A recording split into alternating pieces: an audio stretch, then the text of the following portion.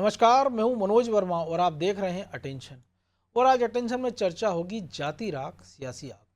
जी, एक बार फिर प्रदेश में जाति जनगणना को लेकर सियासी बयानबाजी शुरू हो गई है। दरअसल महू में पीसीसी चीफ जीतू पटवारी ने ऐलान किया कि प्रदेश में कांग्रेस अपने स्तर पर जाति जनगणना करवाएगी। इसमें कांग्रेस कार्यकर्ताओं को लगाया जाएगा। राहुल गांधी ने भी केंद्र में सरकार बनने पर देश भर में कास्ट काउंटिंग की बात कही है, जिस पर अब बीजेपी हमलावर है। लेकिन सवाल ये है कि कांग्रेस के कास्ट कार्ड में कितना दम है और जाति जनगणना के पीछे कांग्रेस की मंशा हक दिलाने की है या फिर सत्ता पाने। आज चर्चा इन्हीं सवालों के आसपास करेंगे, लेकिन पहले रिपोर्ट देखिए।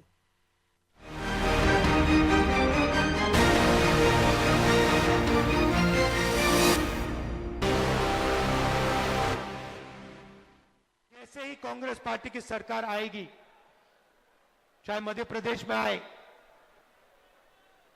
चाहे दिल्ली में आए, जाति जनगणना हम आते ही करना शुरू कर देंगे। राहुल गांधी के इस बयान के बाद प्रदेश में फिर जाति पर राजनीति शुरू हो गई है। यूं तो राजनीति में जाति का फैक्टर शुरू से ही अहम रहा, लिहाजा जितनी आबादी उतनी हिस्सेदारी का राग अलापने वाले राहुल गांधी ने एक बार फिर जाति जनगणना का मुद्दा उठाया। महू में राहुल ने फिर दोहराया कि उनकी सरकार बनते ही जातीय जनगणना करवाएंगे। तो पीसीसी चीफ जीतू पटवारी ने एक कदम आगे बढ़ते हुए ऐलान कर दिया कि कांग्रेस अपने स्तर पर प्रदेश में जातीय जनगणना करवाएगी। इसके लिए कांग्रेस कार्यकर्ताओं को लगाया जाएगा। आदरणीय राहुल जी, मध्य प्रदेश कांग्रेस कमेटी ने निर्णय लिया है, संकल्प लिया है, जातिगत जनगणना कांग्रेस पार्टी घर घर जाकर एक नया उदाहरण देश में पेश करेगी। एक साल में संकल्प के साथ जातिगत जनगणना कांग्रेस पार्टी प्राइवेट सेक्टर में करा के देगी।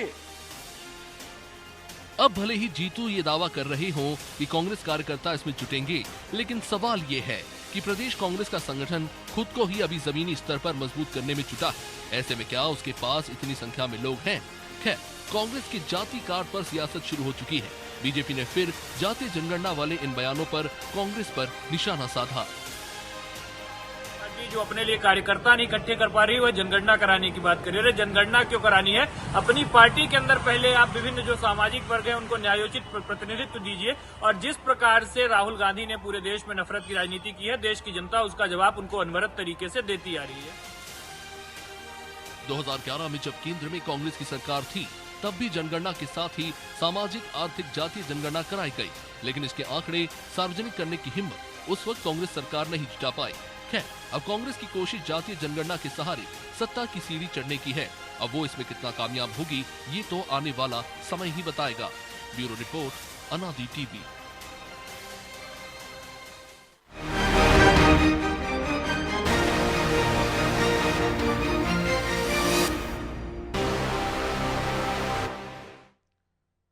तो इसी पर चर्चा करने के लिए हमारे साथ जुड़ गए हैं वरिष्ठ पत्रकार चैतन्य भट्ट और हमारे सहयोगी प्रभु पटेरिया और ब्रजेश चौक से। वो स्वागत है चैतन्य जी आपका नादी टीवी में। और जाति जनगणना का जिन एक बार फिर इस बार राहुल ने नहीं लेकिन जीतू पटवारी ने निकाल दिया। और जिन कारणों से बड़ी रैली आयोजित की गई थी संविधान को लेकर कि जय बापू जय भीम जय संविधान, लेकिन पहले खड़गे ने जो गंगा में डुबकी को लेकर बयान दे दिया और अब जीतू पटवारी। तो आपको लग रहा है कि मध्य प्रदेश में कांग्रेस इतनी मजबूत सक्षम ताकतवर है कि वो उसके कार्यकर्ताओं के दम पर या प्राइवेट सेक्टर के सहारे मध्य प्रदेश में जातिगत जनगणना करवा लेगी? और अगर वो करवा भी लेगी तो उसके डाटा का क्या मायने होंगे? देखिए मनोज जी, ये राहुल गांधी जाति जनगणना की बात तो आज से नहीं, पिछले एक साल से कर रहे हैं। जाति जनगणना करवाइए, फिर भी जिसकी हिस्सेदारी उसकी उतना हिस्सा मिलना चाहिए, जिसकी संख्या होती है उस हिसाब से उसको आरक्षण मिलना चाहिए या सत्ता में या दीगर जगह पर उनको स्थान मिलना चाहिए। पहले हम ये मानते थे कि बिहार में जातिगत जो समीकरण है वो ज्यादा महत्वपूर्ण रहते थे, लेकिन अब वो जो बीमारी है वो मध्य प्रदेश में भी लग गई। जहाँ तक जीतू पटवारी ये कह रहे हैं कि हम कांग्रेस के कार्यकर्ताओं के माध्यम से जाति जनगणना कर पाएंगे, तो मुझे लगता नहीं कि ये कोई एक ऐसा कदम होगा जो बड़ा सफल हो जाएगा, क्योंकि आपके पास अभी न तो कार्यकर्ता है और पूरे प्रदेश की जाति जनगणना करवाना तो एक आसान काम नहीं होता। सरकार भी जब करवाती है जाति जनगणना जब करवाती है तो उसमें तमाम जो सरकारी कर्मचारी हैं वो लगाए जाते हैं, तो बहुत लंबा प्रोसेस होता है। ये ठीक है कि जीतू पटवारी अपनी स्थिति और मजबूत करने के लिए राहुल गांधी की तर्ज पे बात को कह रहे हैं कि हम जाति जनगणना करवा देंगे, लेकिन मुझे लगता नहीं कि ये संभव हो जाएगा। दूसरी बात, जो राहुल गांधी कह रहे हैं कि कांग्रेस के सत्ता में आते ही हम जनगणना करवा देंगे, तो अभी तो 4 साल मध्य प्रदेश में चुनाव नहीं होने वाले। दिल्ली में जो चुनाव होने वाला उसमें मुझे लगता नहीं कि कांग्रेस कोई सत्ता में आ जाएगी, या बिहार में चुनाव होंगे वहां भी इस तरह की कोई स्थिति नहीं है। तो अभी पहले तो कांग्रेस को अपने आप को मजबूत करना होगा। मुझे तो लगता है कि कांग्रेस को अब सिर्फ एकला चलने की राह पर चलना चाहिए, क्योंकि क्षेत्रीय दलों के साथ जब आपकी स्थिति इस तरह की हो गई है कि वो आपसे बार्गेनिंग करने लगे। इस जमाने में कांग्रेस पूरे देश में सबसे बड़ी पार्टी मानी जाती थी, उसने बहुत लंबे समय तक राज किया, लेकिन आज उसकी स्थिति ये हो गई कि उसको अपने सहयोगी क्षेत्रीय पार्टियों के सामने हाथ जोड़ने पड़ते हैं। तो अब जो भी हो, स्थिति जैसी भी हो, चाहे वो 1 सीट जीते चाहे 2 सीट जीते, लेकिन धीरे देखिए भारतीय जनता पार्टी की 2 सीट पे थी, आज वो बहुमत की है। लेकिन दिल्ली तो में तो जो कांग्रेस आपने जिक्र किया वो तो लड़ते भी नजर नहीं आ रहे ना, क्योंकि जिस प्रकार नहीं, से देखिए वो सरेंडर तो कर दिया उन्होंने। वो कहीं लड़ते नजर नहीं आ रहे, सिर्फ मुंह चला रहे हैं उनके नेता और कुछ नहीं कर रहे।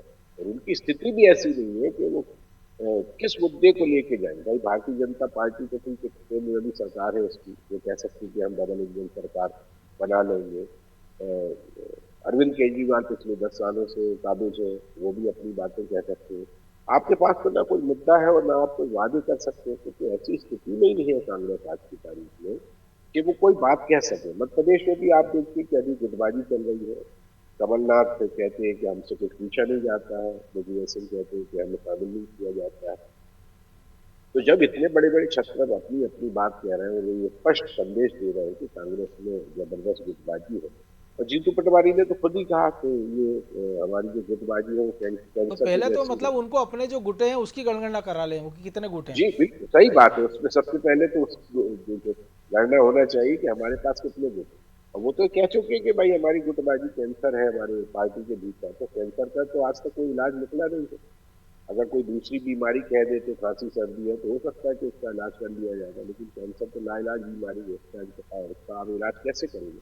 तो कुल मिला के ये जो जाति जनगणना की बात है, ये कोई किसी को कोई बहुत हक देने वाली बात नहीं है। तो सत्ता में आने की लालसा है और इस लालसा के लिए इस तरह की बातें की जा रही है। लेकिन मुझे लगता नहीं कि कांग्रेस को इस मुद्दे को लेकर कोई बड़ी भारी सफलता मिलने वाली, क्योंकि अभी जो स्थितियां कांग्रेस की है वो ऐसी है कि आपको जो क्षेत्रीय पार्टियां हैं उनके अंडर में काम करना पड़ेगा। और जब क्षेत्रीय पार्टी अपने स्तर पर जब कोई काम करेगी तो उसमें कांग्रेस की स्थिति कहाँ रहेगी। क्या उत्तर प्रदेश का आगामी चुनाव होगा, कोई वही स्थिति है। इंडिया गठबंधन में तमाम दरारें पड़ चुकी है। पहले एक दूसरे के कंधे से कंधा मिला के अरविंद केजरीवाल और सोनिया गांधी खड़े थे, राहुल गांधी खड़े थे, अभी एक दूसरे को गालियां दे रहे हैं। तो ये स्थिति में मुझे लगता नहीं कि कांग्रेस को कोई बहुत बड़ा फायदा मिलने वाला है। ये बात ठीक है कि अब चुनावी जुमले होते हैं, वो इस तरह की बात कर रहे हैं कि ज्यादा से ज्यादा आबादी, जैसे मध्य प्रदेश में आप देखो आदिवासियों की आबादी बहुत लंबी है, बहुत बड़ी है। तो ये भी हो सकता है कि वो कहें कि हम आदिवासियों को हम उतना हक देंगे। दूसरी बात जो 50, ये तो पूरा जब डाटा जाएगा उसके बाद फिर मुझे लगता है आगे बढ़ेगी बात। लेकिन प्रभु जी, जो चैतन्य जी ने भी कहा कि इसको अब शिगुफा मान लें हम, या उनको लगा कि अब राहुल गांधी संविधान पे 1 साल से कह रहे हैं, खड़गे कह रहे हैं, तो मैं नया क्या करूं मध्य प्रदेश में जाति जनगणना को लेकर, तो कह दिया हम भी कर लेंगे और प्राइवेट सेक्टर से करा लेंगे। लेकिन जब बिहार में उनकी सरकार थी, नीतीश कुमार के साथ वो सहयोगी दल के रूप में थे, और जो जनगणना सर्वेक्षण उन्होंने कराया जिसका उन्होंने पूरे देश में ढिंडोरा पीटा, उसको उन्होंने वहाँ पटना जाकर राहुल गांधी ने बकवास करार दे दिया था। तो क्या गारंटी कि कल को जीतू पटवारी करा लें और फिर ऐसा ही कोई एक बयान राहुल गांधी का जाए, क्योंकि ऐसे हमने उनको देखा है कि एक ऑर्डिनेंस उनको हमने फाड़ते भी देखा है मनमोहन सरकार का। देखिए मनोज जी, अभी अभी मकर संक्रांति गई है, पतंगे उड़ती हैं, अपनी अपनी पतंग उड़ा ली सबने महू में आके, और बस अपने अपने खुश हो गए अपनी अपनी पतंगबाजी में। लेकिन इनकी पतंग में मांझा नहीं दिखाई दे रहा है कि जिसकी धार ज़्यादा चमक हो, क्योंकि दूसरे की पतंग काट सके। जीतू पटवारी जो कहा है, तो किस तरीके से वो प्राइवेट एजेंसी के जरिए प्राइवेट सेक्टर में कहाँ कराएंगे? उन्हें प्राइवेट सेक्टर में जातिगत जनगणना की बात की है। अब क्या प्राइवेट सेक्टर में जो कामकाज कर रहे हैं उनके जातिगत जनगणना कराएंगे वो, या पूरे प्रदेश को किसी प्राइवेट एजेंसी से कराएंगे? तो उसकी वैधानिकता क्या होगी? बिल्कुल उसका वजूद क्या होगा और कांग्रेस अब जातिगत जनगणना करा के उनको क्या फायदा दे सकती है। अभी फायदा तो सरकारी आंकड़ों से होगा, सरकार जो जनगणना कराती है उससे होगा। जब पिछली जनगणना यूपीए सरकार के दौरान हुई थी तो आंकड़े उसी समय जारी कर देने थे तो शायद आज ये स्थिति न बनती। अब उसी मंच पर राहुल गांधी ने कहा, मुझे तो बड़ा आश्चर्य होता है, उनको भी मैंने सुना, राहुल गांधी ने कहा कि जब हमारी सरकार बनेगी तो जो आरक्षण के जो 50% की जो सीमा है, दीवार है, उसको हम तोड़ देंगे और जहाँ जहाँ जिन जिन राज्यों में कांग्रेस की सरकार है वहाँ पर भी हम 50% आरक्षण की दीवार को पहले तोड़ देंगे। तो भैया आपकी जिन 3 राज्यों में सरकार है पहले वहाँ पे तोड़ लीजिए, उदाहरण पेश कीजिए, फिर आइए। और उनमें से 2 के मुख्यमंत्री उस मंच पर थे। जब अरविंद केजरीवाल कोई बात करते हैं तो करके दिखाते हैं ना। उन्हें 50 महिलाओं को फ्री बस सेवा दी, उसके बाद वो आगे की बस सेवा की बात करें, लोगों को भरोसा आता है, इसलिए वो बार बार वहाँ पर जीत रहे हैं। भले वो पैसा उनका जाए, किसी का जाए, रेवड़ी बांटे, कुछ भी बात हो, लेकिन वो व्यक्ति कुछ करके दिखाता है। फ्री बिजली की बात कही उन्हें, कुछ लोगों को सस्ती बिजली दी। आप हवाई पतंग उड़ाते हैं आकर और करते कुछ नहीं। आपकी 3 राज्यों में सरकार है, पहले आप उदाहरण पेश करके दिखा दीजिए। आपने कहा इसी मध्य प्रदेश में आपने कहा लाडली बहना की जो है महिला, भोजपुरी महिलाओं को लाभ नहीं मिल रहा है, कांग्रेस उसकी रिपोर्ट बनाएगी और कांग्रेस आज तक उसकी रिपोर्ट नहीं बना पाई। सरकार को घेरने की बात की जाए, 10 साल से ऊपर यूपीए की एनडीए की सरकार को हो गए देश में। यूपीए की जब सरकार हुआ करती थी उनने चारों दिशाओं में या कहें 10 दिशाओं में उनने भ्रष्टाचार की आग लगा दी थी। ऐसी आग लगाई कि आपको अपने मंत्री को जेल भेजना पड़ गया था।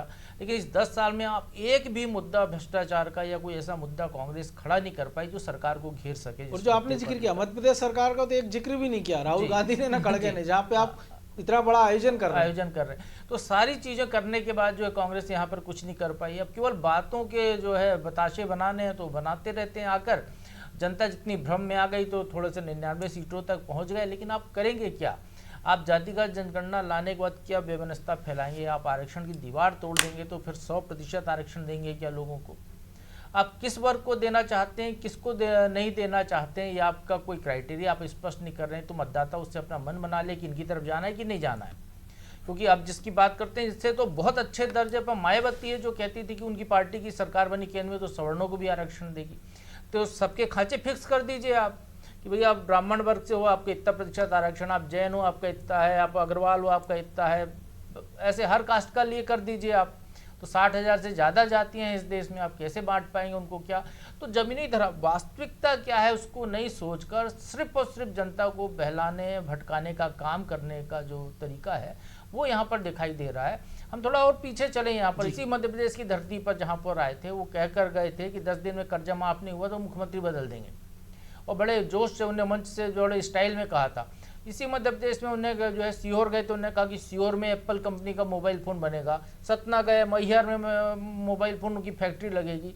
अरे भैया आप सरकार में नहीं हो, किसी उद्योगपति को लाकर एक फैक्ट्री तो लगाकर दिखा दीजिए। उद्योगपतियों को तो गरियाते हैं ना, सार्वजनिक रूप से गरियाते हैं। लेकिन जिनको गरियाते हैं मनोज जी, उस पर भी एक सवाल यहाँ पर खड़ा होता है कि आप गूगल कर लीजिए इंदिरा गांधी के डाइनिंग टेबल पे फोटो किसकी मिलती है? धीरूभाई अंबानी की। बिल्कुल।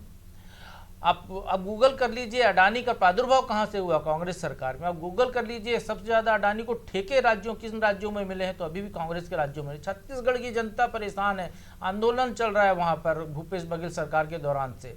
हंसदेव का पूरा जंगल जो है अडानी को दे दिया उन्होंने कोयले के नाम पे, जबकि वो उस प्रदेश का इकलौता एलिफेंट कॉरिडोर है। बिल्कुल। आधे से ज्यादा कॉरिडोर खत्म कर दिया भूपेश बघेल सरकार ने उनको देकर। वहाँ दो मंत्री और उप मुख्यमंत्री के बीच में लड़ाई उसी बात को लेकर थी, एक अडानी के पक्ष में कितना दिया जाए कितना कम दिया जाए उसको लेकर वहाँ पर वो लड़ाई चल रही थी। कांग्रेस के नेता ही उसके मजे लेते हैं।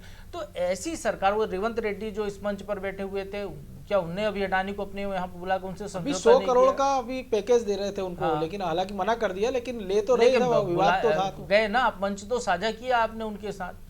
तो इस तरीके की बातें करना, जनता को भ्रम में रखना और केवल वोट बैंक प्रैक्टिस करना, ये सही नहीं है। आप चुनाव के समय कीजिए, बाकी समय तो सकारात्मक राजनीति कीजिए, जो सही है उसकी बात कीजिए। क्योंकि आपकी इस जातिगत जनगणना या आपके इस आरक्षण के मामले में जो भी आप मुद्दे लेकर आ रहे हैं, इन मुद्दों से देश में जो महात्मा गांधी, जवाहरलाल नेहरू, जिन लोगों ने सपना देखा था, जो अनेकता में एकता की बात करते थे, यहाँ पर व्यवस्था के सिवा कुछ नहीं फैला रहे हैं। इस चीज को उनको समझना होगा, उनके नेताओं को, कांग्रेस कार्यकर्ताओं को समझना होगा कि ऐसे नेताओं को बात सुनकर ताली क्यों बजाती है। क्या हो सकता है कांग्रेस के कई क्या बार कांग्रेस के कार्यकर्ता किसी जाति के नहीं, क्या वो सवर्ण नहीं है, क्या दोनों OBC चीजें है ना, नहीं है, कई बार क्या वो आदमी दलित नहीं है? कई बार उत्साह में बजाता है और कई बार मजे लेने के लिए भी ताली बजाता है, ये भी एक बात है ना। तो ब्रजेश जी आप इसको कैसे देखें, क्योंकि यही जीतू पटवारी जिन्होंने ऐलान किया था, कार्यकारी अध्यक्ष थे कांग्रेस के, कमलनाथ अध्यक्ष थे कि हम 10 घर जाएंगे, 4 घर भी नहीं गए थे कमलनाथ अपनी गाड़ी से बैठकर कार्यकर्ताओं के बहाने। तो आपको लग रहा है कांग्रेस में संगठन इतना मजबूत है कि इतनी सारी कवायद वो कर लेंगे? और जो बाकी दोनों साथियों ने भी कहा कि उसका औचित्य क्या होगा, और जो अभी जो ट्विटर पे बाहर चल रहा है एक्स पर, जो अब एक नई चीज़ लेकर आए ज्योतिरादित्य सिंधिया, वो कह रहे हैं कि साहू जी महाराज ने तो 1902 में 50% आरक्षण दिया था, गायकवाड़ परिवार ने खुद जो भीमराव अम्बेडकर हैं उनको पढ़ाई के लिए विदेश जाने का खर्चा उठाया था। तो वो कांग्रेस को इस तरीके से भी घेर रहे हैं, तो कांग्रेस को थोड़ा इतिहास का भी ज्ञान होना चाहिए। मनोज जी मैं इसमें ये कहना चाहूँगा, महाराज ने भीमराव अंबेडकर का जो पढ़ने में कुशाग्र बुद्धि थे इसलिए उनको भेजा था, ये देख के नहीं भेजा था कि वो दलित हैं इसलिए उनको पढ़ा के मेरे को आरक्षण के नाते नहीं भेजा था। कोई आरक्षण का वहाँ पे क्राइटेरिया नहीं था। एक गरीब परिवार का बच्चा जो बहुत ज्यादा कुशाग्र बुद्धि का था, पढ़ने में तेज था, इसलिए उनकी पढ़ाई का खर्चा उठाया था। उसको कोई जातिगत पैमाने से ना तो अम्बेडकर ने कभी उसको रेखांकित किया, ना गायकवाड़। और अम्बेडकर तो हमेशा कहते रहे ना कि आप योग्यता के आधार पर, जाति व्यवस्था के आधार पर काम मत दीजिए, योग्यता के आधार पर दीजिए कि भाई यदि मैं दरिद्र के यहाँ पैदा हुआ हूँ या मैं शूद्र के यहाँ पैदा हूँ तो वही काम करूंगा, मैं मेरी योग्यता देखिए ना, मैं जो काम नहीं करना चाहता उस हिसाब से करिए आप, ये तो मुझ पर मजबूरी हो गई। तो अम्बेडकर भी वो लगातार लड़ाई लड़ते रहे। मनोज जी ये राजनीति है एक्चुअली में। नेता हमने देखा है कि किस तरह से सत्ता में आना चाहते हैं, बेमानसता फैले, चाहे आपस में समाज लड़े, उनको इससे कोई मतलब नहीं, वो एन कैन प्रकरण सत्ता में आना चाहते हैं। अब कांग्रेस को लगता है कि जो एक वोट बैंक है जाति के नाम पर ही आ जाए, जो कमंडल के नाम पर बीजेपी के पास चला गया है, जो मंडल के नाम पर बट गया था, तो आप देखिए कि वो उसको हासिल करने की कोशिश कर रहे हैं।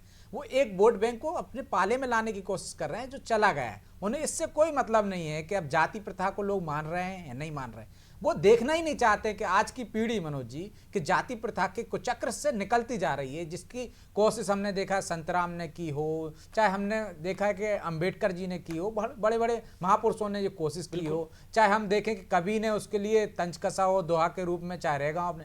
तो आप देखिए कि किस तरह से कोशिशें की गई हैं। तो आप कोशिश वो परवान चढ़ती जा रही है। आप देखिए कि आज की तारीख में वो कुप्रथा इस तरह से है क्या। आप देखिए कि नीचे वाले, चाहे निम्न श्रेणी की जाति हो चाहे उच्च श्रेणी की हो, इंटरकास्ट मैरिज हो रही है, सरकार उसको बढ़ावा दे रही है, उसके लिए बाकायदा कई योजनाएं लागू कर रखी हैं। तो उनकी सरकार के समय से योजनाएं लागू है ना। आप जात प्रथा खत्म करना चाहते थे, लेकिन आप जातिगत गणना करके क्या करना चाहते हैं, आप उसको बढ़ावा देना चाहते हैं। जो लोग जाति के नाम पर वोट ले रहे हैं, आप जिस तरह से कह रहे थे भट्टे साहब कि कांग्रेस को अकेले चलना चाहिए, तो अकेले चले कैसे? जातियों के नाम पे तो बट चुके हैं समाज। यदि वो समाजवादी पार्टी को साथ नहीं लेगी तो यादव समाज हो सकता है वोट ना मिले, दूसरे वर्ग को नहीं लेगी तो हो सकता है उनका वोट ना लगे। तो इसी चक्कर में, तो सबको एक करने के चक्कर में जो वोट बैंक इधर उधर खिसक गया है कांग्रेस से, उसे हासिल करने की ये पूरी रणनीति है। जिस तरह से संविधान खतरे में, थोड़ी सी सफलता मिल गई, कहते हैं ना भ्रम जाल है माया का, तो भ्रम आप कितने दिन तक सफल करोगे? भ्रम तो टूट ही जाता है, मतलब ज्यादा समय नहीं रहता ना। आंख खुलती है सपना टूट जाता है आपका, आपको पता चल जाता है हकीकत क्या है और सपना आप क्या देख रहे थे। तो कांग्रेस अगर सपना कोई दिखा रही आंखों है, से सपना देखे फिर उसका क्या करो? जो सोता हुआ देखे वो तो जाग जाएगा। तो ये कांग्रेस को जनता जगा देगी ना मनोज जी, जगा ही रही है हमेशा। आप देखिए कि आपने एक भ्रम फैलाया तो आपको ज्यादा सीटें मिल गई, 99 पर आप आ गए, लेकिन टूट गए ना अगले ही पल वो भ्रम। तो आप जब बार बार भ्रम फैलाओगे, जो प्रभु जी ने कहा कि आप पे भरोसा कौन कर रहा है, आप इस प्रदेश में आकर क्या कह के गए थे 10 दिन में कर्ज माफ करेंगे, तो पहले भरोसा जीतिए ना, तब तो आप पर लोग यकीन करेंगे तो आपको सत्ता तक पहुंचा देंगे। लेकिन यदि आप सत्ता के लिए यदि देश के साथ इस तरह का व्यवहार करेंगे कि जातियों में बांटेंगे, आपकी पार्टी पहले कभी जाति जनगणना की विरोध कर रही थी, जात पात के लेकर आप नारे लगाते थे आप, तो आप देखिए कि आप अपने ही महापुरुषों को, अपने ही जिनके नाम पर आप वोट बटोर रहे हैं, इंदिरा जी हो चाहे राजीव जी हो, वो किस रणनीति के तहत चल रहे थे, वो किन पद चिन्हों पर चल रहे हैं, उन्हीं के पद चिन्हों पर चल रहे हैं। तो मुझे लगता है कि कांग्रेस का भला हो जाएगा। नई राह बनाएंगे तो थोड़ी मुश्किल होगी, क्योंकि तो उसका जवाब भी जो आपने कहा उसी में छिपा है ना, कि हम सत्ता चाहिए, उसके लिए कुछ भी कर सकते हैं, चाहे वो किसी महापुरुष को अपमान करना हो या उसको भुलाना हो। बहरहाल वक्त की कमी थी, बहुत धन्यवाद चैतन्य जी आपका। तो जाति पर राजनीति, जाति जो नहीं जाती, तो ये सबसे बड़ा सवाल देश की राजनीति में और मध्य प्रदेश में भी ये शिगुफा फिर से कांग्रेस ने छोड़ दिया गया है। लेकिन जिस प्रकार से दावे किए जा रहे हैं कि हम प्राइवेट सेक्टर से करा लेंगे, राहुल गांधी कह रहे हैं केंद्र सरकार बनी तो कराएंगे, तो फिलहाल तो इतना ही कह सकते हैं कि जाने कब वो नो मन तेल होगा और जाने कब राधा नाचेगी। अटेंशन में आज इतना ही, मुझे दीजिए इजाज़त और आप देखते रहिए अनादि टीवी। नमस्कार।